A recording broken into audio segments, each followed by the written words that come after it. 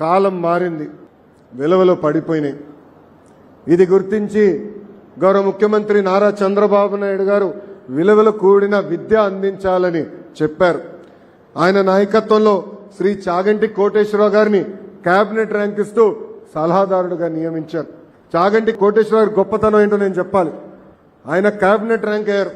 సలహాదారుడు అంటే ప్రభుత్వమే భవనం ఇవ్వాలి, ఫోన్ ఇవ్వాలి, వాహనం ఇవ్వాలి. ఆయన తీసుకోలేదు. నాకు అవసరం లేదు, నాకు ఇచ్చిన బాధ్యత నేను నిర్వహిస్తానని చెప్పారు. ఆయన నాయకత్వంలో ప్రత్యేకమైన పుస్తకాలు రూపొందించి మీ పిల్లలకు కూడా కూటమి ప్రభుత్వం అందజేస్తుందని ఈ సభాముఖంగా గర్వంగా నేను చెప్తున్నా. సమాజంలో ఇప్పుడు కూడా మహిళలపైన దాడులు జరుగుతున్నాయి. మార్పు రావాలంటే ఆ మార్పు ఇంట్లో మొదలవుతుంది.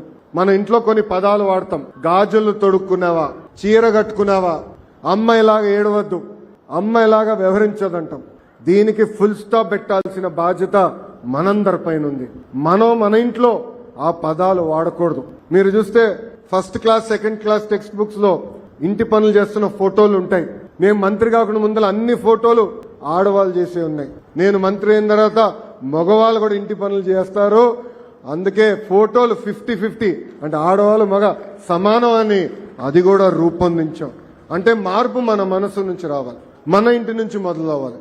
ఏ మార్పు అయితే మనం ఆశిస్తున్నామో మన దగ్గర మొదలవుతేనే అది మనం పిల్లల్లో చూడొచ్చని ఈ సభాముఖంగా తల్లిదండ్రులందరికీ తెలియజేస్తున్నా.